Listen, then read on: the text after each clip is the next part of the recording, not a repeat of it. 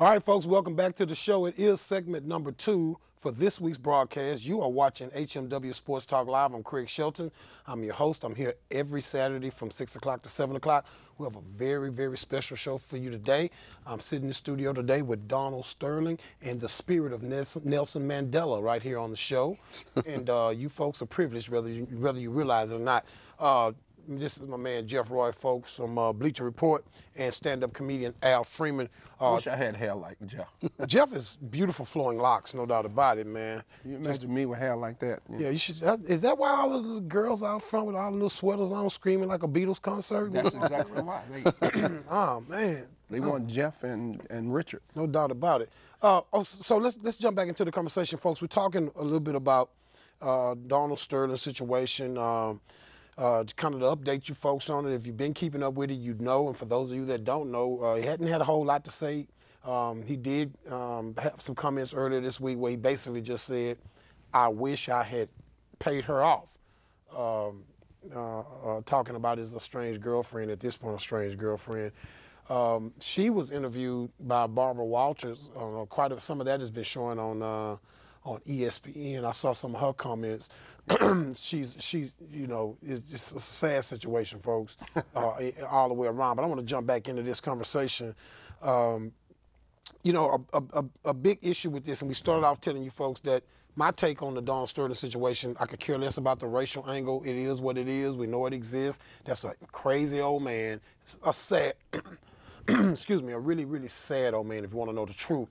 I'm more concerned about the right to privacy violations. I'm sorry, you should not be big brothered in the privacy of your own home. If you want to be a bigot, that's your business in the privacy of your own home. As long as you're not committing crimes, I'm sorry, there is a right to privacy. I understand people want to be upset, and some people are genuinely upset. Some of y'all, I said, want to be upset, and I meant that. You want to be upset about something.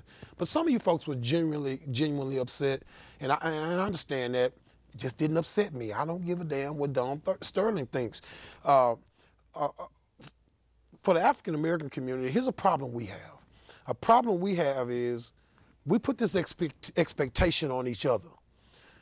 We know better, but we act as if we assume that we all have to vote the same, pray the same, sleep the same.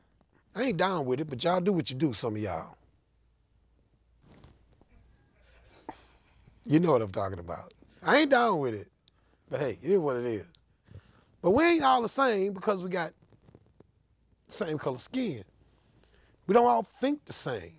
We just don't. If all people thought the same based on the color of their skin, it wouldn't have been white folks marching with Dr. King. And you old black people know what I mean because y'all love to march. You know me, I don't do the march thing, sorry. Too damn hot on 288 to be out there marching with a bunch of black people. Spontaneous combustion, do you know what that is? Whatever. I'm just saying, man, I just think marching is kind of dumb. Put that energy into something that's going to really, really make a difference. But we're not all the same. We don't have to think the same. But there are times that it would really behoove us to be able to become a little bit more advanced intellectually in regard to how we want to play the race game. When we get offended as the black community, time out, man. It's time out for that old 60s Ralph Cooper bullcrap. I almost said something because I really mean it. It's time out for that. Yeah. It's time out for the, yeah. The first thing we do is start reminding each other what happened back then. Mm-hmm. Yeah, because remember, they turned dogs on us and water hoses. Well, you know what? You should have got a gun, shot the dogs, and they would have took the water hoses and got back on the fire truck and left because they would have said, them niggas over there shooting the dogs. But y'all wasn't fighting. Y'all was marching. Y'all was marching. Me, I wouldn't have been marching with Martin, and I wouldn't have been wearing a bow tie with Malcolm. I wouldn't have gave a damn what either one of them thought about Craig. I would have started my own organization. We would have met at Timmy Chan's every Friday night, had wing dinners, and put together a master plan. On 2-piece Tuesdays. I'm trying to have some fun with this because it's a very serious, sensitive deal, and I don't want everybody to be mad at me. Actually, I could care less. Well, you know, Craig. You know, but we really need to. We need to rethink our approach, man. We are so far. We are so educated now as a people. We hold jobs in high places. You know, my sister is one of the most respected business women in Cleveland, where she was till she moved. You know, she's on the West Coast now. You know, there's a lot of black women and men that are high up in executive level positions in this country and things. But boy, the minute something happens, we forget about all of that framework and we go back to the horse and buggy.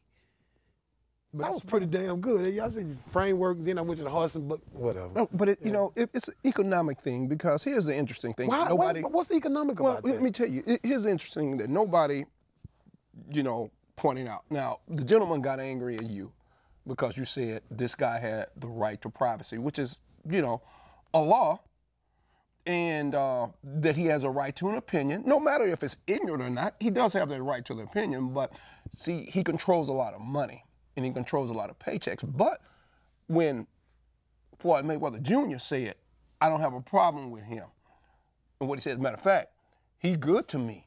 He let me sit next to him. The girl is the bad one because she bring chicks to me all the time at the game.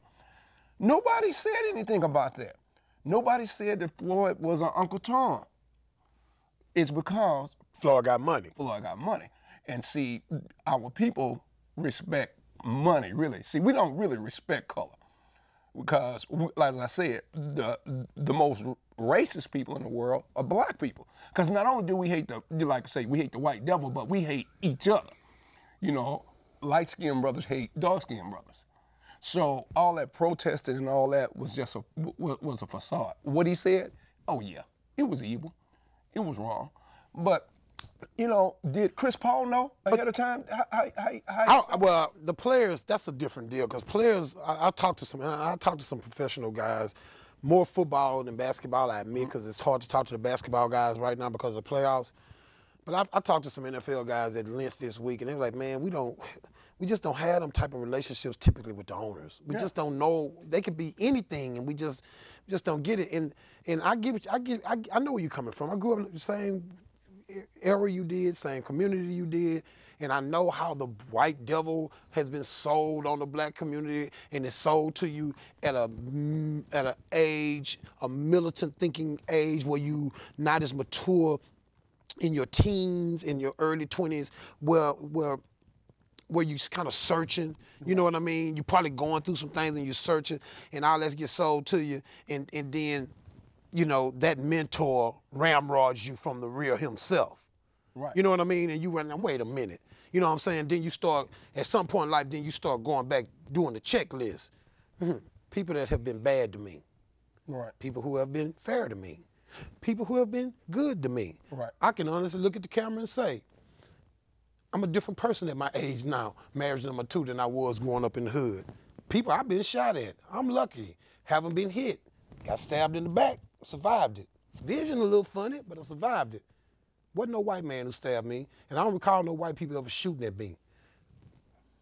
Well, and I've interacted yeah. with some good guys that was white and some bad guys that was white. You know what I mean? But and I'm not saying there ain't no white guys out there that wouldn't shoot at me. But my point I'm making is, when you do the checklist in life, first of all, the checklist is on you. It's not on the next person anyway. Right. Because it's on you. And what point in life did you get some type of sense to separate who you deal with?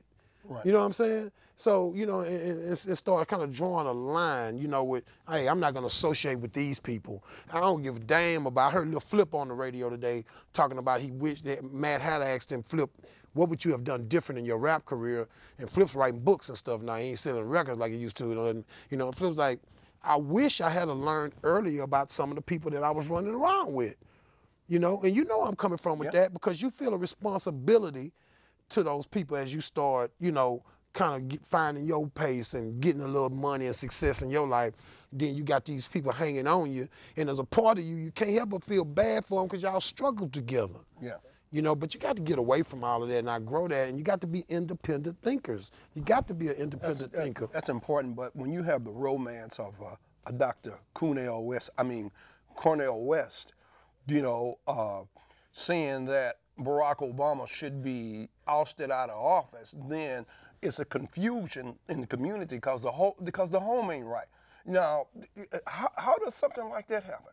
How does he and Tavis Smiley go on a bus ride protesting Barack Obama when the image of Barack Obama is pull himself up by the bootstraps, went and got an education, advanced degree, married, beautiful woman, took care of his wife, became president of the United States, tried to provide health care for people who needed health care, tried to feed people, tried to get education for people, and he's bad? But see, all that's cool, and that's wonderful. But what we've got to learn as black people is to know that it's going to be a segment of black people like me who recognize the historical significance of Barack Obama and the things that you talk about that he's tried to do. But none of those things will add up or equal to my views on the guy, because to me, he's a politician also. Mm-hmm. And he talks about gun control. Mm-hmm. He wants to take my guns. And I can take a drug test any time of the day, month, week, whatever. I'm clean. I work every day. I need my weapon. He wants to take my mama's weapon, who ain't nothing but a little old church lady living in South Park.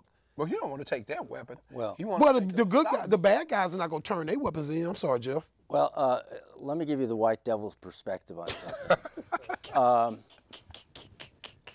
What I think a lot of us see from the outside is y'all are trying to figure out who's black enough. That was my Klan thing. I don't know. That's good. Yeah. You know, you're measuring skin color, you're measuring how true you are to your hood, you're looking at, you know, who's getting over and who's not. It's a social competition. We all do it. You just happen to do it a little differently than everybody else. So I don't think there's anything unusual about it. It seems pretty natural to me. But there's a certain level of I don't know, anger when somebody seems to want to step out of the community, and it's like, if you're not with us, you're against us. And that's true. And I mean, you'll see that even within the various factions of the white community. But the level of hostility that comes out of the black community is so tangible, even us crazy white people can't ignore it. So you mean to tell me, if a white man want to move from the Woodlands to River Oaks, the rich people in the Woodlands get mad at the richer white man who's moving to River Oaks?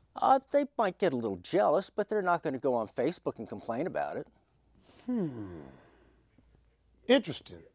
Interesting. That's why you should always tune in to HMW Sports Talk Live, because clearly we got a lot for you to learn on this show. I mean, my man Jeff just explained something to the entire black community that y'all didn't know. Y'all didn't know. I didn't know it either. Hell, I thought rich people were just all rich people. They all hung out somewhere, some rich island or something called Rich People Country Club. We'll be right back. HMW Sports Talk Live.